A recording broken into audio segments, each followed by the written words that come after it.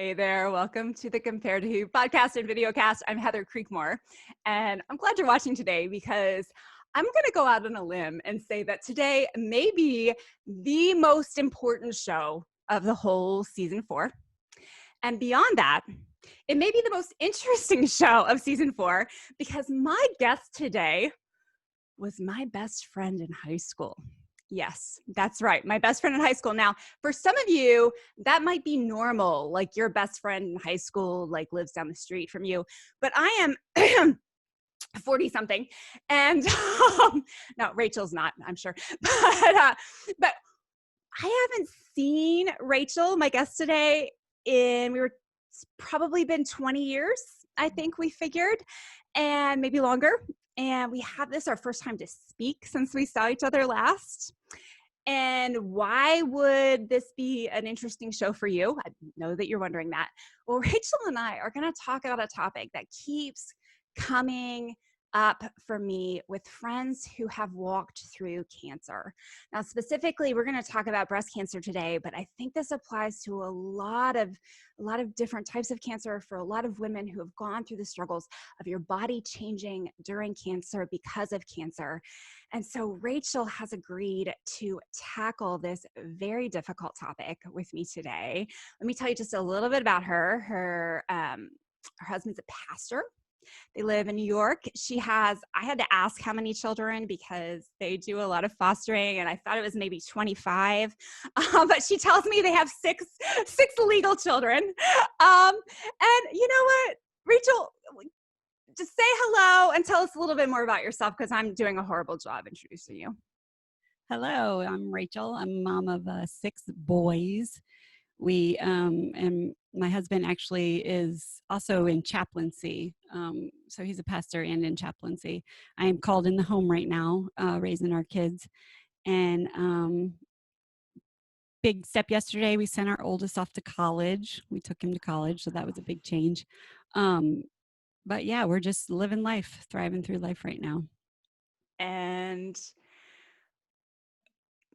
I'm trying to decide if I want to go right into it so I feel like I should share this with someone listening today needs to hear this. So, and Rachel and I talked about this already a little bit before we pressed record, but when she and I were 16 years old, and I mean that we could talk about how that was for a long time. I think our notes were, 20 notebook pages front and back. I think mine were like 3.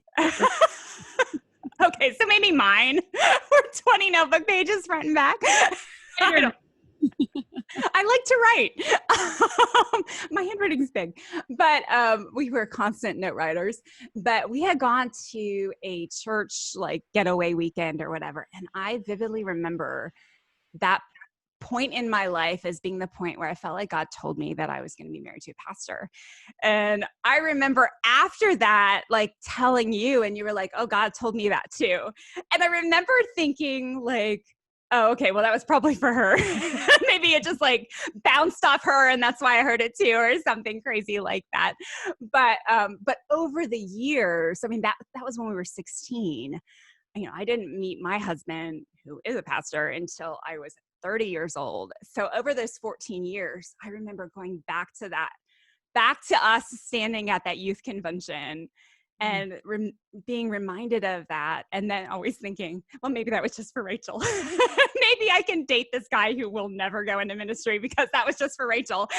So anyway, but then what's interesting is she did marry a pastor way before I did. And she doesn't remember that distinct moment at that Valley Forge Convention Center. So I love how it went through life. I love how God shows us things, even if we can't remember them sometimes, the way it weaves through our lives. Yeah. So speaking of weaving through our lives, so God interrupted your regular daily life as normal for you a couple years ago when you were diagnosed with breast cancer. Would you mind just kind of sharing a little bit of what that looked like? I will. I had been through, for a few years, I'd been through a couple of biopsies for different lumps and stuff like that. And so it wasn't abnormal for me. And I remember my mother going through it too. And she had never had breast cancer. So for me, it was like, there was some nervousness with it because it's a biopsy and all that, but I'd really just been through it the year before. And so, you feel, I felt untouchable. Like, well, it Mhm. can't happen to me. That happens to other people. Right. So, we I had the biopsy done, and then I was waiting for the results, and they were like, oh, but definitely by Wednesday, we'll give you a call. And Wednesday came and went, and I didn't get a call. And we had some other things going on in our lives at the time, which made me just a little bit more nervous than I would have normally been. So Thursday came and went, and Friday came and went, and then I put the calls in like everywhere Friday because I did not want to go the weekend without an answer. Because the longer I was going without an answer, the more I was like, "What is happening in my life?" Like it felt like something was ready to like spin out of control or something.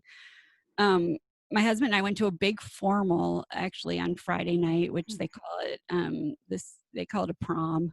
For a work prom is actually what they called it, but it just so happened to be, oddly enough, it was at the time he was a chaplain at the hospital, so it happened to be with like all the um, surgeons that I would later meet in a different way.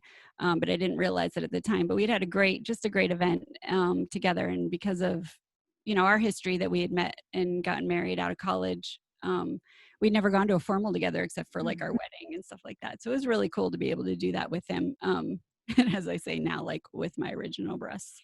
It was a fun night of dressing, It was but their last night out. out and like not for nothing, but being, like whatever age we are. I remember specifically like hoisting them up that night. And they hurt because of the biopsy that had been done. But I remember like specifically like having my mother-in-law come in and actually tie the dress that I wore actually was like a corset back. So she had to come in and like tie them as I was holding them up. Such a bizarre thing. Bizarre memory. But anyway, so that was Friday night, and then we'd had a great weekend just doing stuff. And then that Monday was when I got the call. Okay. So it was like afternoon, and I'm waiting for all the kids to come home. Afternoon in our house is a little bit crazy when school's in session because everybody kind of comes home, staggering, but at the same time. So I was getting prepared for that, and my phone rang, and I saw it was the doctor, so I just grabbed it quick. And my doctor, I picked him specifically. He was my gynecologist because he just had like a really good bedside manner, and he's an older guy, and he just kind of felt like almost like a grandpa. Like I don't even know how to describe it. And I'd had a partial hysterectomy before with him, and he had just been amazing with helping me through that. And so, he calls and he's like, I got some news for you.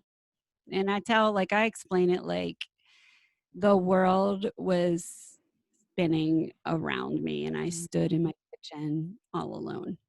Like that's the only way I know how to describe it. Like intentionally flat-footed, grounding my feet on the ground because that I knew that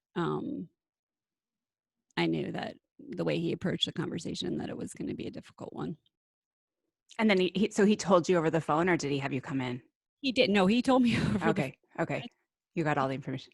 Because a lot of surgeons or a lot of doctors call you in for it. He did not. And I think, maybe it was because the delay took so long. But he said they had just repeatedly gone over it because they just did not want that for me. So he had them everything resent and rechecked and all that stuff.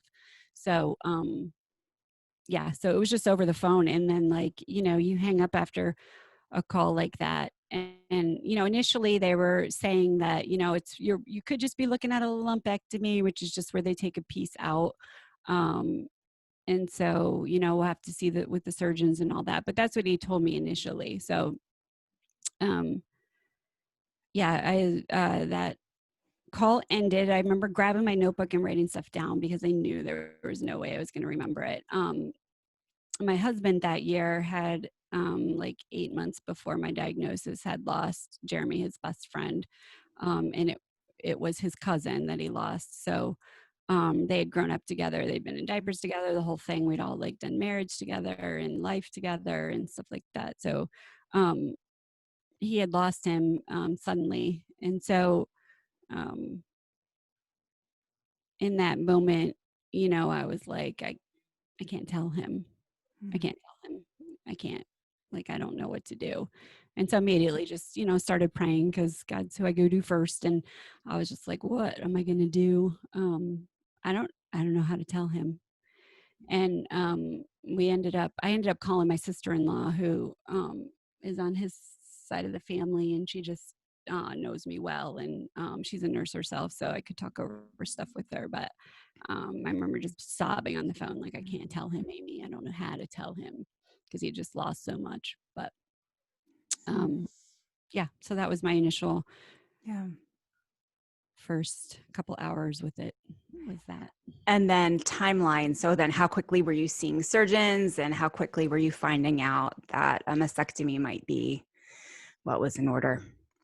I was really fortunate because my husband was a chaplain at the hospital that we knew it would be the hospital we would pick to oversee everything. So I was very fortunate in my appointments being really quickly in the beginning. Mm-hmm. We ended up having to we met with I met with a breast surgeon, which was different from my gynecologist. He stepped out at that point. I mean, he checked in on me all the time and stuff, but he had stepped out of the medical part of it. So I had hooked up with a surgeon, and I saw her right away. And it's probably like within a week that I saw her. And when I met with her, she was so sweet. She had such a great bedside manner. And, she'd known my husband very well, and she'd known what he had just walked through and all that stuff. So, and she knew one of my cousins she was really close to. So, she had like a different, closeness to the family. And, she like moved forward to me on her little chair on wheels. My husband was beside me, and she moved forward and she touched my arm, and she was like, I think we need to do a mastectomy. Mm-hmm. That was like the first time, I was like, oh gosh, what is this? What are we going to do? Um, that was like another wave of it, but she was so like amazingly sweet in it, and she was like, we could do it. I know some great surgeons. We could rebuild you. You could be beautiful. Like it's not, this doesn't have to be the end of your story. Mm-hmm. Mm-hmm. Like I think that if we go in there and we get it all out and take everything, you won't have to do this again. You'll never have to do another biopsy. You'll never have to get scans and all that stuff. And like when you're in that moment, like the reality of not having to face that moment again Mm-hmm. was huge. Like thinking that every 3 months they're going to scan me and I'm going to wait for more to come back, like because of me and the type of cancer that I had. That was what I was looking at. So, and it had grown so fast because they had biopsied where they had biopsied last year. They had done a biopsy just in case in that spot, and that's actually where they had found it, not where the actual lump was that they were looking at. So I was really fortunate that they found it, but also too, we knew it was really aggressive because of how much it had spread already in an area that it wasn't in. Yeah. Wow. God taking care of it. I mean, that's how I view it. That's how I see it, Yeah. He just had his hand in it. Yeah, absolutely. So I've done some research over the last couple of weeks because I knew I wanted to talk about this, and I knew I wanted to talk about this with you. I felt like God distinctly put it on my heart to talk to you about this. But I have two other friends here in the Austin area that have walked through it, similar things. One actually just had her reconstruction a couple months ago, and the other walked through this, I think, maybe 2 or 3 years ago, actually before you, so maybe longer than that. But anyway, so I was getting some intel from them as to like, what should I ask her? What are the things to note? And one of my friends, Megan, said something which I thought was really interesting, but that when you have a body part removed, it's technically an amputation. Yes. Yes. And so she kind of talked to me about like just feeling like the death of that part and like the grief and all of those things. Can you kind of talk a little bit about that? What you Interesting experienced? that because I don't think I've ever talked about it, Heather. I might start crying. That's okay. Um, yeah, I remember seeing a war veteran when I was in between my surgeries and at like an event or something. And I remember just being like taken aback because, when you're in the process and going through the process, there is so much grief that happens and so much that goes on. internally as you're, walking through everything. And at the time I was still broken. I was still hurting immensely. But everybody at that time, like people just think if you're not talking about it, you're kind of through it or whatever, or don't talk about it, because they don't want to stir things up when talk about it, it's on your mind. Same thing with grief, like talk about it. If somebody's going through it, they're thinking it. They need to talk about it. But anyway, I remember seeing this veteran and he didn't have a leg, and there was so much love and support around that. I think at the time, like he was getting set with a new prosthetic and all that. And so it was like a time of celebration, but I remember being like so sad for him having lost his leg and like wondering what that would be like. And then it struck me like he walks around without a leg and he's getting a prosthetic and he's getting all the attention on that, like from people. Not that I didn't want attention, but man, I was so broken, and I remember saying to my husband, like, they amputated, like, why don't they call it an amputation? Why do they call it a mastectomy? And why do they call it reconstruction when it's an amputation? And so I actually did address it with that with people on the other side. When I've talked with women that are going through it and stuff, I make sure to call it that, an amputation, because that's what it is. It Mhm. really is. It's losing a part of yourself. Yeah. Women, the breasts are a big part of ourselves. Yeah. So And definitely, part of your beauty too. yes, I mean, not that what we are physically is what makes us beautiful in God's eyes, not at all. Like that's not what he says. But I think we feel like that is part of our beauty. It's part of our physical being. I remember when we were 16, you were always quite proud of your breasts. So I'm sure you're glad I shared that with everyone watching and listening. So you can get me back at some point. but, but I mean, but seriously, like I feel like I feel like that it's a hard loss to swallow for a woman. It's part of our identity as females. it is. And, because of the fact that um, we I had my first two children biologically, and I birthed them out of my body, and um I nursed my kids. And so there's a part of you that doesn't like the fact that they're sagging and they're drooping and whatever, but there is really just a part of me that like loved that. Like I knew how to hoist them up on fancy dinners and stuff like that, because they're part of you. They're like your girls, and yeah, it's just such a that is really just a hard part of it. Um it's because you feel like you lose part of yourself. And I remember telling the plastic surgeon when I was in his office, like, I don't, because he, I just felt the need to say it, like I don't want to look like a 20-year-old girl. I don't. So please don't make me that. Please make me look like, maybe you can hoist them up a little bit, is what I told him, but I don't want to look like I'm in my 20s because I've earned these in a way. That's truly the way that I felt. Yeah. It's part of the aging process. Yeah. And yeah, and I had owned it. It was good. They were mine. Yeah. Well, I was just as you were talking about the veteran who had lost the leg, and I was thinking of, I think his name is Sergeant Johnny Joey Jones or Joey Johnny Jones. I don't. He's just written a book, but I saw on Pinterest this meme and it was him. I think he had his prosthetic attached in the picture, but he said, people ask me how I can be so positive about my legs, and I ask them how they could be so negative about theirs. And Oh, so like that hit me hard because my legs have always been my like body image thing.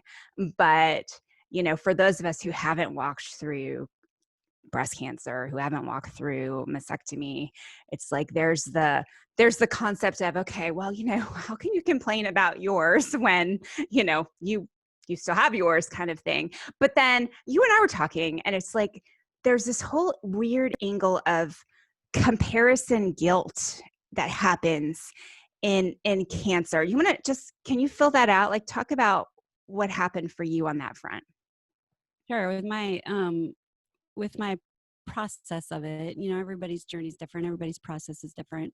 But with my process of it, like, um, hey, I was kind of lucky, maybe it's not the story that I wanted. Maybe it's not what I had, but I was kind of lucky to be able to get the old ones off and the new ones on. Honestly, a lot of my friends at the time, or a few years before this happened, actually started getting implants on top of their own. And so, and I even had somebody say to me, like, you're kind of lucky, and, I did not feel lucky. I felt broken. But you do compare yourself to other people going through similar things or different things, or like, hey, at least it was my breast and I could get new ones in, so I should be better already. I should be healed already. I should be moving forward already. The breast cancer for me, crazy thing that people don't talk about is the fact that in your initial recovery from both of my surgeries that I had, I had one to have the mastectomy, and at that time I had expanders put in behind my muscle and my chest, and then it took 4 months for that to heal and be good so that I could get the implants in at that time. But um, I the breast cancer really attacks your motherhood. And we had been new with having the fifth and sixth child in our home. They had only come in like 10 months before I was diagnosed. And so I was knee deep in, 6 kids in the house, doing dishes constantly, vacuuming because we have 2 dogs and messy children constantly, all those things. And that when you are recovering from a surgery like that, you can't do those things because your muscle is ripped open and torn apart, and there's now a metal thing inside of it to expand it, and um, you just can't do those things. And I remember like comparing myself to women who didn't even have breast surgery done. Like, I should be able to vacuum, like I'm just gonna vacuum. And it like got to the point where I was doing stuff, and my doctor was like, "What are you doing? Stop it." Yeah. Like, because I was getting to the point where I'd have to like put heat on them at night because otherwise they would spasm. My muscle would spasm all night and stuff like that. And it really was, like a comparison. Like, I should be able to do this. I want to do this. I have to do this. Pushing myself in that aspect of it. Well, and then also survivor guilt is what you kind of mentioned. Yes, because we had, like you get diagnosed, and then at the time I had other friends that were or acquaintances rather, but they become close friends during that process, um, who didn't survive, and you're not well enough to go to their services and stuff like that. And that is super hard and super guilty, um, because why did I survive? How was I lucky? I don't like the word survivor, because so many of my people that I lost, um, they survived so much more than I did. The way that I feel like it. Like, I don't like the word survivor because you're not in control of how to have it, what it's going to do to you. You're not in control of what doctors you pick. Because my husband was as linked up at the time with the hospital that he was, we had the greatest doctors and the greatest surgeons and the greatest treatment team for me. And one of my acquaintances that turned into my friend very particularly remember she did not. And I was so angry at the treatment that she had gotten. And then so when she passed away, um, and left her children behind, like, there's no words to describe that. Yeah, so I don't like at all to use the term survivor with myself, Yeah. because she survived. I mean, she's in heaven now, but she fought more than I did. Well, and then inside all the fighting, just the fighting of the I think the mental aspect of cancer, then there's this physical aspect of, you just heard, like you were saying with your, trying to do housework, but I think it was you or someone else I talked to described that, like, when you're, like, they basically rip open your chest to do this, and that the pain is excruciating. Yes. And they did with they take the breasts out, and then they put the expander inside under your chest muscle. And then you spend the next 4 months going, weekly to get the injections, the cc's into the expanders. And so they grow. But what, I never realized before I went through the process was as they grow, they're expanding the muscle. And that hurts like hell. Yeah. It hurts so bad. And you don't have a normal sense of yourself. Like I could not, I'm a side sleeper, stomach sleeper. I could not sleep like that. Like I had to sleep flat on my back, propped up for 4 months. And that's hard to do. That's hard to take. And then you're not sleeping until you get used to sleeping like that. And so I wasn't sleeping for the first, well, I didn't sleep really through the 4 months that was going on either, Well, then So, let's talk about how people reacted as your breasts slowly started to go from not there to they were growing every week, right?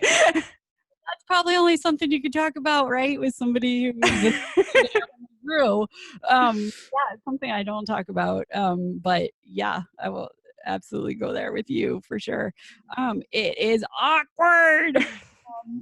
Because we were pastors at the time. I'm a licensed minister myself, and we would go to these meetings, right, or church or whatever. And I stayed, like I did take the full 6 weeks out of church just because of my breasts. I was embarrassed, like not embarrassed. I guess it's probably not the right word, but it just felt awkward. Mm-hmm. And so when I finally ended up going in my 8th week or whatever, people look at your chest. They're curious, and I actually, my mind went back to the first time it happened. I was standing in my church and it was a leader, like somebody that I didn't, whatever, never was a chest looker, because, some people are, this person was not, but I did notice, that's immediately where, and they, and I was different, I had gone from being a double C to being not that at first, probably by the time I went to church, I was an A or something. I don't know. But it's so awkward. But my mind went back to this older woman that I had walked through it with that had been in one of our churches. And I remember one day being in a meeting and after she had first come back and I remember looking at her chest being because you're just curious. And so I had to bring myself back to that. But and remind myself it's just, people are just curious and people just, want to know that I'm okay, really. And so, how is somebody okay if they look the way they looked before? That's how you know they're okay. Mm-hmm. So it ended up going into that, but it was kind of complicated because you go, mine ended up, we went from weekly to ended up going monthly, but you go and they literally insert cc's of saline into a port that's in your breast. So, and they do each side so that they're even and whatever. They were able to do that with me, but every time, every month I was bigger. There's and I did not at the time have a lot of weight otherwise. So it was obvious what was happening. And I was so thankful that scarves, I think I was telling you this, I was so thankful that scarves are popular. And I'm a big, in the winter, I'm always freezing anyway. And because we live in upstate New York where the temperature gets down to 0 and the snow falls for months at a time, I'm a big hat and scarf kind of person anyway. And so I just ended up throwing the scarves on in the middle of summer because what else do, right? But I bought some summer scarves because they sold them at the time, which I was thankful for. But definitely, because you get the looks and you get the stares, and it's just not. Yeah. It's not who I don't ever. I've never been one that liked gawking and stuff like that anyway. So.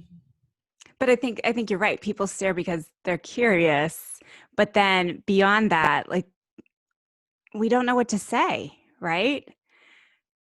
That's and go ahead. Okay. I found my husband's friends, my husband and I are so close. We're good, best friends anyway. But so our friends are all friends. We have couples that are all friends, and I'm friends with those guys because I'm, a good friend, hopefully. But anyway, I remember his guys checking in on me, and everybody just wants you to be okay. Mm-hmm. And, I did, that's probably another part of it. I did find myself proclaiming I was okay before I was okay, because I saw that other people needed me to be okay in order for their world to keep spinning, and especially our family, having lost Jeremy we were so new in our grief journey with it and stuff that um, I wanted to be okay so bad, and so I wanted everybody to see that I was okay, and I wanted everybody to see that I believed that God had it, which I did, but I wasn't okay yet, but I did keep proclaiming it because I wanted everybody to see that, and I wanted to be okay, Well, and I know there's so many different facets to being okay through a journey like this, and so many different layers of things you have to process in grief. But can we talk about body image for a second? Like, let's talk about what that was like. Now, I was talking to my friend Christine. Sorry, I just gave your name away, Christine. I probably should have asked you before I did that, but oh well. But I was talking to Christine, and she was telling me kind of the same thing you experienced. Like, she, when she went to flat, just the looks she would get, especially when she was with her kids, just people kind of staring awkwardly. I think she lost her hair as well. And just so any cancer journey may take a woman through losing her hair completely, and all these different changes, like your body is losing a lot of weight, or all of the hard effects of chemo if you have to walk through that. Like, there's a lot of body image repercussions that come with cancer, which probably feels superficial to worry about when you're wrestling cancer. But yet I know enough to know that it's real. And so even if you write it off in your head, like, well, I shouldn't worry about that, it's still, the concern is still there. So what are your thoughts there? Talk to me about the body image part of this. I'll start with a funny story. Okay. We made the appointment for the surgeon, the plastic surgeon office, and when I was getting ready for it, it was like a spring, summer. It was like the beginning of spring, summer, that type of season, and it was a hot day, and so I was like, immediately, I don't even know why, but my mind went to watching 90210 when I was a girl, and so I was like, oh, what would Kelly wear? She's going to the plastic surgeon, and so I picked out like a cute summer dress, right, to go to the plastic surgeon because I wanted to look good. And so I show up at the plastic surgeon's office, and my husband meets me there. He's like, oh, you look so pretty. And I was like, thanks. I just wanted to dress up for the occasion. I was scared to death, and I didn't know what I was meeting, like I didn't know what was happening, but the reality that, like, here we go. And we got called back into the office. And the first thing that he had me do was, you take off everything from the waist up. And so I didn't have anything on the waist down. But the napkin that he gave me to wear, it wasn't like a real gown, like when you go to the doctor's office. Like, even when I had the biopsy, I had like a real gown on, and they have you like open it in the front instead of the back and whatever. So I was comfortable with that. This was like a paper thing. I'm not even kidding. And it went to, like, first of all, it just didn't cover a lot at all. And so you have that on your top part, but honestly, my boobs were hanging out below because, I was in my 40s. And that's what you put on. And I didn't have anything to wear on the bottom. So I was in my underwear in the plastic surgeon's office. I got like mortified. And then he tells me to go stand against the wall. Oh no. And they take the plastic away. Now I'm like, like prude. I've only been naked in front of my sisters and my husband. Like standing it just in my underwear, and it wasn't even cute underwear because it was not anticipating getting my pictures taken. I was going to say, did they take pictures? Yeah. And there's staff in the office at the time, and talk about being humiliated and all those things, and there I am in my granny underwear. There I am, getting my picture taken. So the takeaway here is, if you have to go to the plastic surgeon's office, be sure to wear pants and underwear you like. Or a skirt, like, skirt in the top if you want to look cute for your plastic surgeon. But anyway, so began the journey of humiliation, right? And those things that I had yet to deal with. But I forget your initial question now. Oh, just the body image part of the struggle. body image. So I will say that at the time your book had just been released, Compared to Who, and there was a big part of me that,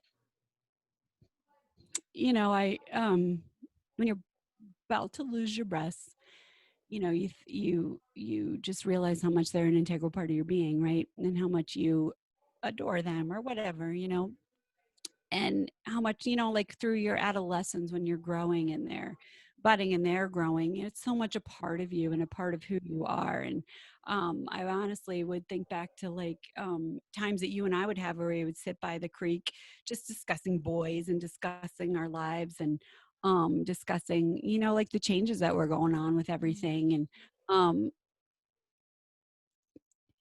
I'd never really been one to struggle with my weight or that type of body image, but obviously being close to you, knew that that was so much of your journey, part of your journey, and part of what God was going to use to speak through you with. Um, that I brought your book with me to every appointment. And part of me was like bringing that like 16-year-old girl with me, the dreams of who we wanted to be and who we were going to become, and the dreams of being a wife and being a mother and being healthy. And like you don't even think about when you're a kid that when you're dreaming the life that you have for yourself, you can dream it a healthy life, right? Nobody ever thinks they're going to deal with cancer. That happens to somebody else. And so like I remember literally in that plastic surgeon's office that first day, like looking in my bag as I was getting dressed, and I just had to giggle because I was like, never in a million years would I have pictured myself to be posing for a camera, breasts hanging in the wind, but just the reality too of like that it was part of who I was, part of who I am. They're such a part of you. And I'd had a chest since I was 12 years old, and that's taken away, the first surgery. You luckily I think they do it strategically, but they have you in like this crazy wrapping and this crazy binding and stuff like that because of all the trauma that your stuff had been through. And I had chosen to keep like the nipple part of my breasts and stuff like that, so a lot of that was bandaged up and all that stuff. And when they like when that comes off, and like I literally brought myself back to like being like a 12-year-old girl. That's what I saw in the mirror. um and I will say, which is something that I haven't spoken about, um there's a beautiful part of it too, like even in the in the grief and the pain and in the heartache I was in at the time. Like I remember just catching myself in the mirror downstairs because I was trying really hard to keep up with my normal life, right? And I think I'd been like 5 or 6 days past surgery, and the kids hadn't been brought home yet because my mother-in-law kept them, but they were about to be brought home. And so I came down to the living room area to make sure it was vacuumed and all that stuff for people to show up. What was I thinking, right? Like 5, 6 days out of surgery. But yeah, compared to who? My house is clean compared to my mother-in-law. I've got a new book on that. So. I'm there. Catching myself in the mirror as I was trying to do stuff, and I was in so much pain. And like I reminded myself of like my 12-year-old self, and part of you, like it just makes yourself cry because you're like you never anticipated going through this journey, right? And my mother at the time had already passed away, so there wasn't like that. I didn't have any of that nurturing and caring going on during my time.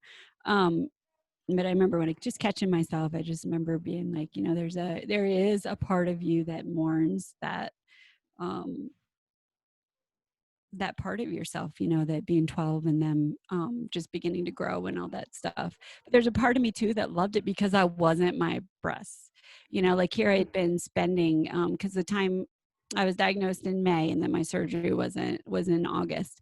And or at the end of July, sorry. But by the time my surgery came and went, like, all we talked about for 2.5 months was breasts. All I thought about was breasts. And I remember looking in the mirror too and being like, I'm so much more than that. Mm. Look at me, like I'm upright. I'm doing what I need to do, in this moment. I'm more than this, and so that was huge too, because, as a woman, I always compared myself. I always compared my breasts to other people and I always was proud of them, as you said. And I was, like better breasts than my sisters, which my one sister, hands down, she's, no, it wasn't like me in that area. She was happy to be smaller up top, um, but that being said, like it just you're more than that. And that was a big moment for me too, was realizing that. And it felt good. Like I thought, like, I really wonder if I could do this without doing the without getting the implants. Like I remember thinking that in that moment, like, who are we? I'm Yeah. Rachel. Yeah, And absolutely. When I feel like I've had similar conversations with people about losing their hair. oh, Because I mean, just even I think I did a podcast on this, but like, we get a bad haircut and it's like, ugh, it's the end of the world. How long is it going to take this thing to grow out? Like, who's going to get to fix it? Like the spiraling begins. It's like, oh no, I won't have any value until my hair gets back to being good again or whatever. And if the hair is gone, like, just like the breast being gone, like you are forced into, okay, I better find my identity somewhere else. And, I mean, I'm sure that would be jarring, of course, not something anyone wants to sign up for. But, maybe a silver lining blessing sort of thing. But absolutely. I remember you were my friend that never had body image issues. Like, well, and like, I feel like all of my friends were always tall and thin. I don't know. I just gravitated towards women that were built like you. And it was like, oh, it's not fair. Like, you didn't worry about when we went to pool parties. Like, you're like, it's fun. It's great. I'm like, how much clothing can I wear and still look appropriate at a pool party? That kind of thing. But yeah, but cancer has a way of changing that. I know. And it steals it. Like you have no control, which is what is the hardest thing of all, because maybe I'm a control freak, who knows? But We all. you can't control it, and I knew in the moment that I chose it because I didn't want to die from this. Like that was my bottom line. I'm not like, like I remember asking the first surgeon that I saw, could I die from this? And she said, if we don't take care of it, not right away, but yes, you could. And so in that moment, I remember being like that, cut and dry in the office, like take them. Yeah. Because like, if I can beat this, I'm not going to die from it. Yeah. Yeah, that's good. Yeah, it was one of my other friends that I talked to this week. She actually had reconstruction done from her stomach. And Ooh. so she's like a mess. I mean, she's just coming out of reconstruction, like still kind of hurting and scarred, but she's like, but I've got like the flattest stomach I've had since I was 20. And I've got these perky breasts. And so she's like, actually, I kind of look, I'm like, are you going to start like bathing suit modeling now?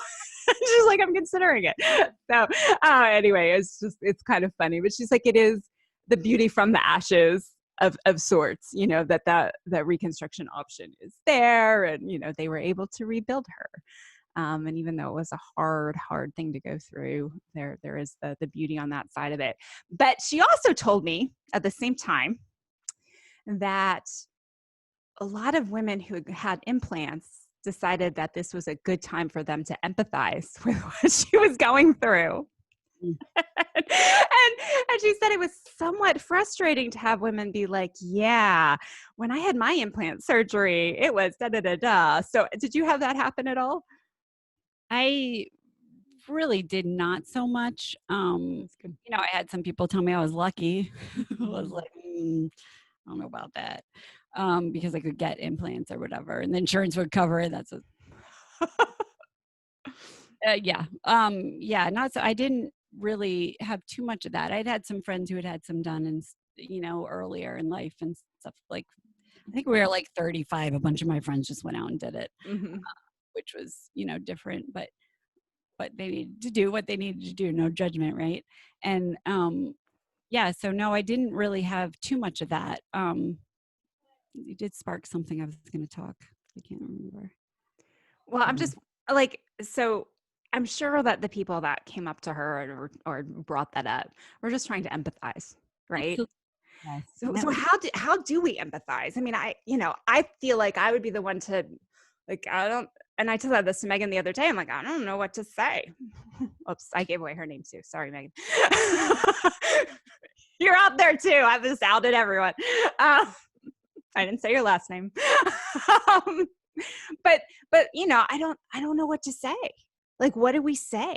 Like, aside from like, I'm praying for you, I'm supporting you, but like, have no idea how to enter into that journey with someone. Like, what would have been supportive for you? What would have been helpful for you to hear?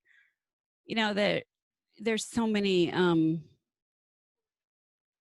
different things that go along with it, right? Everybody's walking their own journey, and even someone that had like the same kind of breast cancer I had, and you know, we all go through our own journeys differently. But one of the things I think is that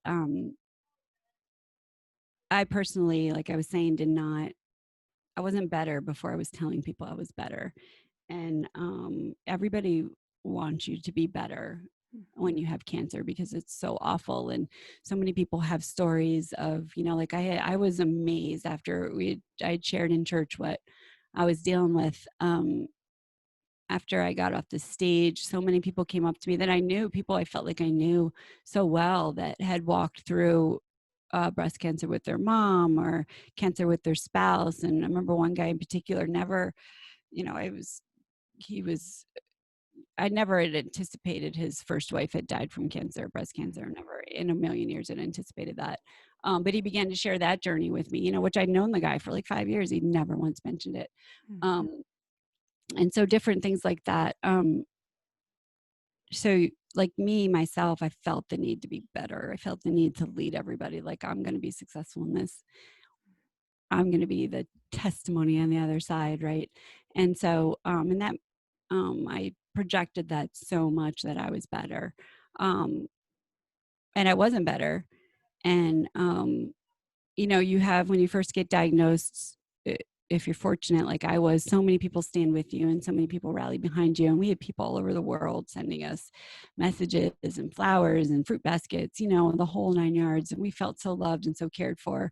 And, you feel that power behind you. And then, like I said, my surgery was in the end of July. So like by the end of September, like all that, it dies down. It dies away. People have lives. People want to see that you're okay and they want to get on with their life. And so, I felt the need to kind of project my okayness for that too, but just the reality that like I was not okay.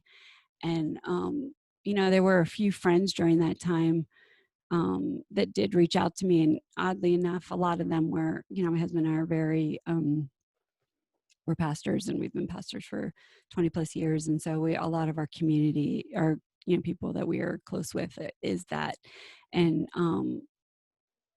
so honestly, like the people who checked on me the most in that time was my siblings, which they were right there. Um, but my husband's friends that checked in on me, check in to make sure I was okay, because I've been pastors and who they were, they had walked through it with other people and had the wisdom to know that I was not okay. And so I've had like random conversations with,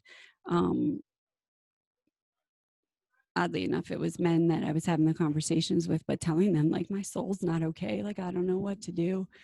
And then I would just try to bury it again and go on and be okay for everybody. And I think that delayed my healing process so much. And so now when I walk through anything with friends, I hope they will be like, she sat with me. Because in this day and age, we're so, technology savvy and we're so busy, and it's such a great thing to be as busy because it means we're successful and all those things. But, if anybody sat with me long enough, they knew I wasn't okay. And that's me and that's my personality and stuff too. But just to be there, and we didn't have nobody left, nobody went away.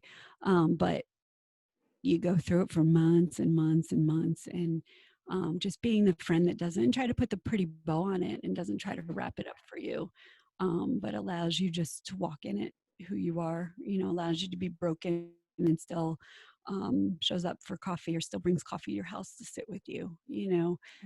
It's people Yeah. like that that really led to my healing eventually, because it's not something that goes away. No matter how much they say it's the next day, it doesn't go away. It's, like I'm 3 years out and still dealing with it to some degree.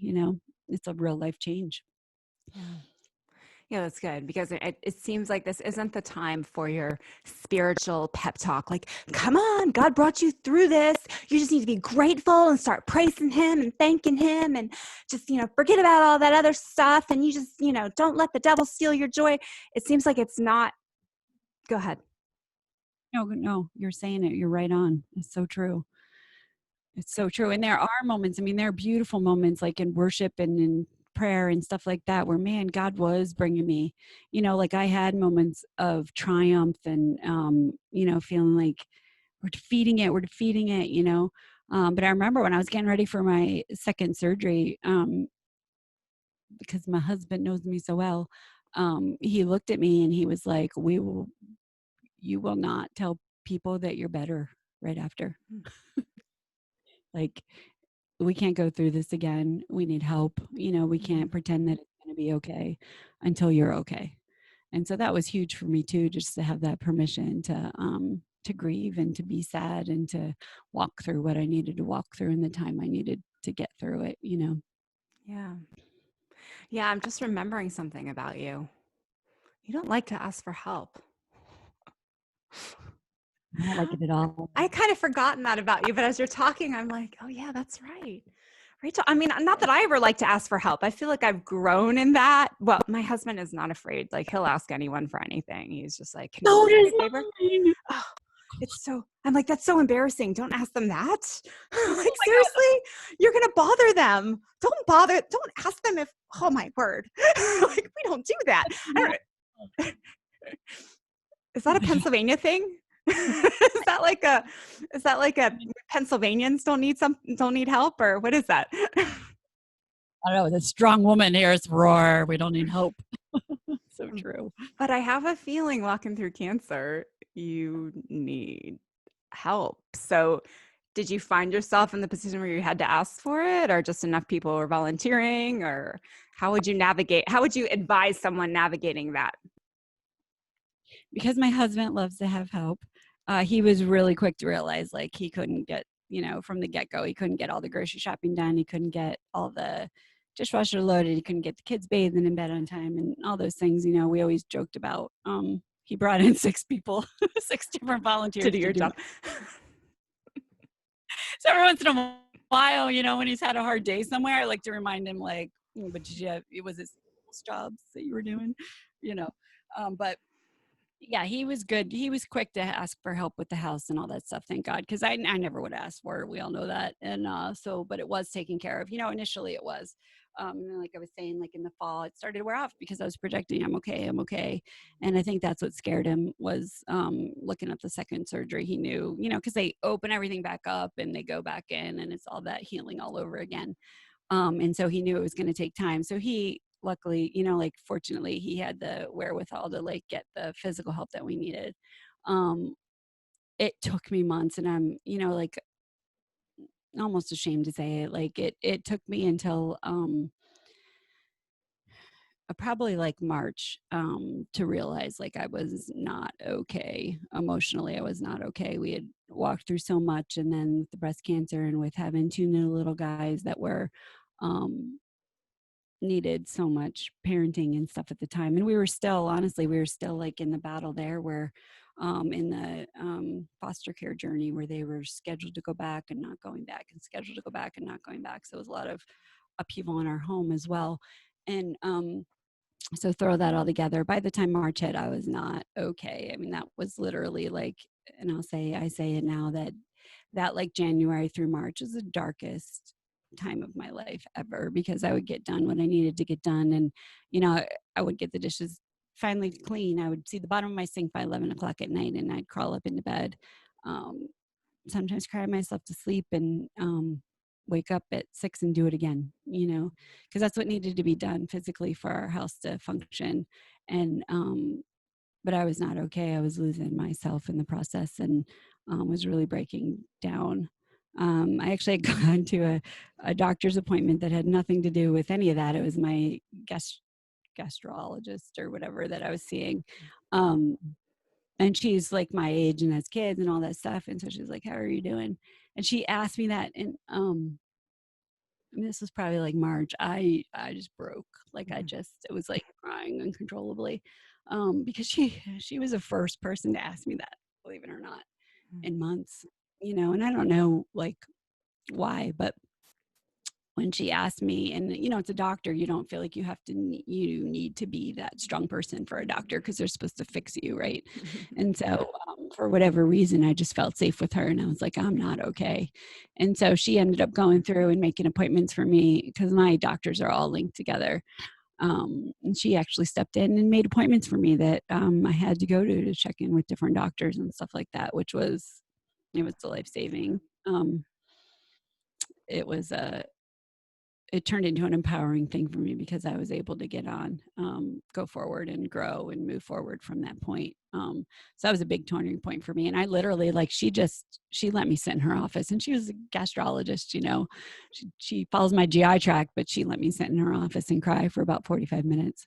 And that was life-giving to me, because I was just, and she lined up everything that I needed to move forward and get help. And it was after that, that I admitted to my husband, because my husband was working insane hours at the time because he was a pastor and a chaplain. And, it's nothing for him to work 60, 80 hours a week, and I just kept putting up the front, like, I'm okay. I can do this because I'm Super Rachel. I'm super Rachel. Right. I didn't introduce you that way, but perhaps I should have. Super Rachel. Super Rachel failed. Rachel got hit with kryptonite. Well, as we kind of wrap things up, what's one piece of encouragement you would give to any woman walking through this? To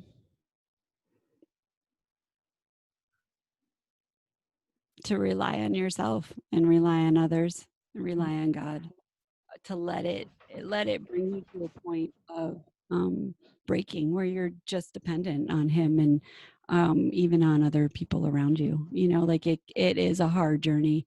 And there's a lot of scary things when you're first diagnosed and even after, but just the reality of let yourself be who you're meant to be and who you're becoming to be out of it. Take the time that you need to grow and to heal and to appreciate those around you during it. Because there's nothing like cancer to make you appreciate your children, appreciate your husband, appreciate your life, appreciate having breath in the morning to wake up, and let those things really be what they are. And let yourself stop in that and sit in that for a while. Because then you discover you are so much stronger than you think, That's good. Thanks for that. Can you hear my dog trying to get in the room right now? Can you hear that? It's awesome. I'm so proud of you for having a dog.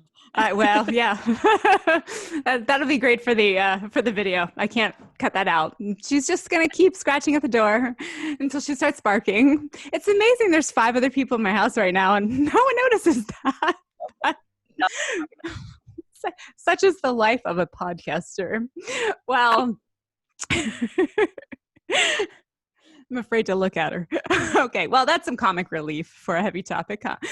Well, Rachel, seriously though, thank you so much for just being willing to talk about all this and share your story. And like, I get the impression you're kind of helping other women walk through this now. I feel like that's what a lot of my friends that have walked through this, that's like what, God turns their journey into one where they're helping others. Is that right? And luckily I was wise enough to read something early on in my journey that was like 2 years. Like it usually takes 2 years because I was so frustrated with myself especially being in ministry and stuff that I couldn't talk about it right away. But yeah, and when I hit my 2-way mark, I was like, 2-year mark, I was like, okay, who you bringing? And God just started trickling people here and there, in, and we're going to go through something, man. We might as well walk through somebody else and share it with them. Make it Amen. worth it. Yeah, God doesn't waste it. God He doesn't waste doesn't. cancer. He doesn't waste Mm. thinking your legs are fat either. So, from personal experience, the number of women that write me saying I thought my legs were fat too, it's amazing. So, we all have our stories, right? Well, Yep. thank you so much for being on the show today and for sharing. And thank you for watching or listening. My ask for you today is that if you know a woman that has walked through this, would you share this with her? Because even if it didn't mean a whole lot to you, it may mean something tremendous to a woman that's actually walked this journey. So would you consider sharing this episode? That would be my ask for you today. And as always, I thank you for watching or listening, and I hope that something in today's episode has helped you stop comparing and start living. That's all for today. I'll see you in the next episode. Bye-bye.